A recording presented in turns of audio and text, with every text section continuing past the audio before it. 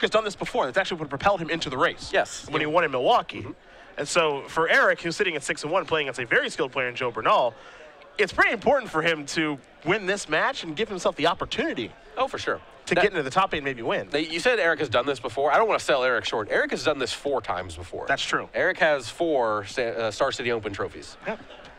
One standard and 3 legacy, I believe. He is very, very capable Yes. of getting the job done here. Right now, we'll see what he's facing down. You see a Lingering Souls, a couple Spirit tokens out there from our IQ program. Numazawa's Jite is equipped to one of them with a die on it. That's a counter, a charge counter. You see a lot of basics out there for Joe. Reason being, he's a back-to-basics kind of guy.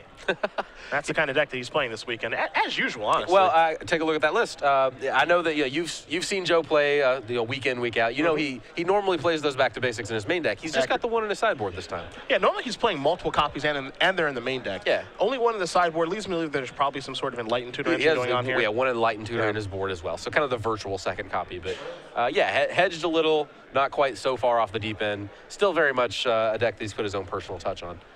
Vendilion Click here is going to be cast by Eric Rill. Looks like on Bernal's end step. Don't look like he's going to attempt to block. He's going to put a Vendilion Click on the bottom. Rill again playing Blue-Red Pyromancer. We saw him very early on in the day. Dispatched an opponent rather easily. Played against Justin Uppel.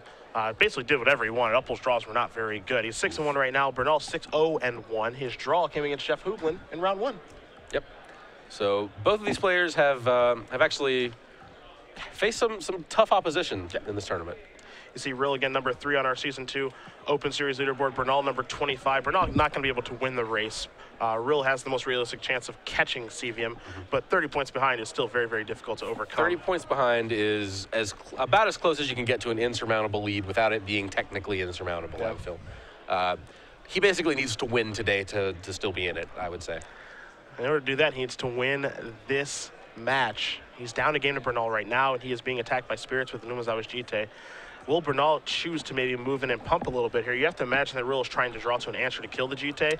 I think he has Smash the Smithereens access. He has 2 Smash the Smithereens in his board. That is it. So he has 2 Sulfuric Vortex. That would turn off the life gain, which is a serious problem, but not the only problem. It's the potential pump for 12 that's sitting on the table. It's the more pertinent end of that problem. So yeah, it's basically Smash the Smithereens or bust here for Rill. Has to find it, has to resolve it. Doesn't do any part of that equation. True Nemesis gets the job done, and Rill will extend the hand to Joe Bernal. Bernal is going to win this match 2-0. Esper Stoneblade defeats Blue-Red Pyromancer 2-0. Joe Bernal moves on to 7-0-1. With any luck for him, you have to imagine he'll be able to draw in next round, right? You think? Maybe, probably. Not a lock? Not a lot. It'll depend on where he gets paired, obviously, but.